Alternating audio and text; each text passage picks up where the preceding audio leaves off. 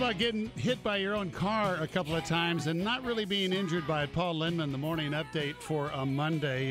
It happened to a Portland mother. For obvious reasons, she doesn't wish us to use her real name, so we'll call her Sally Speedbump. On her way to school, the little one already in the car, and Sally, you didn't want to be late. Pick up the story from there. We had a lot of tardies last quarter, so with the new start, I decided we weren't going to be tardy anymore, but I forgot her water bottle in the house, so I got out of the car and to run back in the house, and all of a sudden, as I got around the car, I noticed it was rolling backwards with her in it. So you didn't put the brake on, apparently. Slight. I either didn't put it in gear and I definitely didn't put the brake on. So what'd you do? I ran down alongside the car, which was a big mistake, to run around the car and behind the car because I didn't quite make it. I am sorry, but you were struck by the car at that point?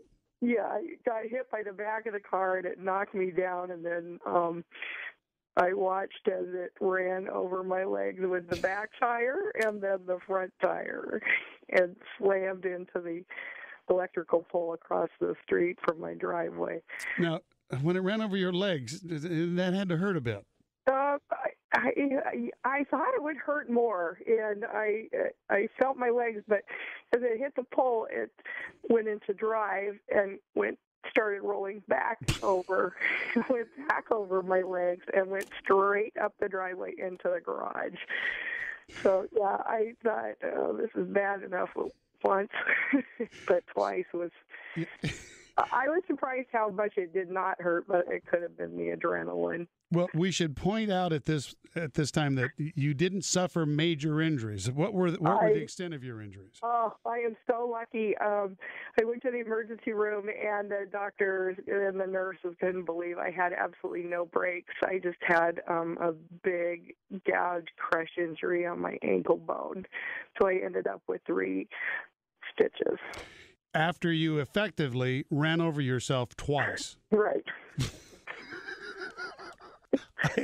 I am so sorry. It was pretty stupid. When you were laying on the ground getting run over all those times, did you happen to think about your little one in the car there?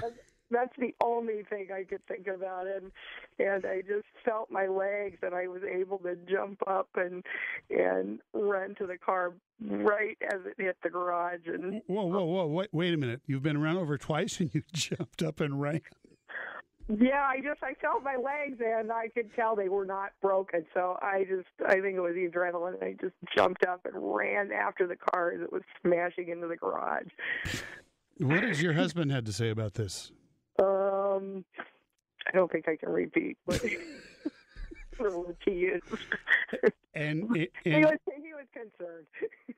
And your little one is okay. Everything's fine. She's great. She didn't see it. And luckily, she races to get buckled in before I do, so she was firmly buckled in when she hit the telephone pole and the garage. Well, thank you for sharing your story this morning. We're calling our guest Sally Speedbump, and for all of those who think they're having a terrible Monday, it ain't nothing, Sally. No, and I always make sure your car is in park and you pull the emergency brake before you run back into the house. Good advice. Thank you, and have a good day, we hope. Thank you. She's a Northeast Portland resident, and Court Weber, producer of the Morning Update. I got to tell you, when I shared this story with friends and family over the weekend, they were skeptical. They said, no way could that have happened. It happened. I know Sally personally. My wife went and visited her right after this happened. She is a real person, and this really happened. And it wasn't like it was a little import. I mean, this is a Jeep Cherokee running. Oh, yeah, this is a very heavy car. I'm amazed that she didn't get both of her legs broken. Thank God she's okay, and you know, I couldn't help but laugh during the interview, and fortunately, neither could she. Yeah, she has a very good sense of humor about the whole thing, and I got to give her credit for that. You'll hear it only on the Morning Update.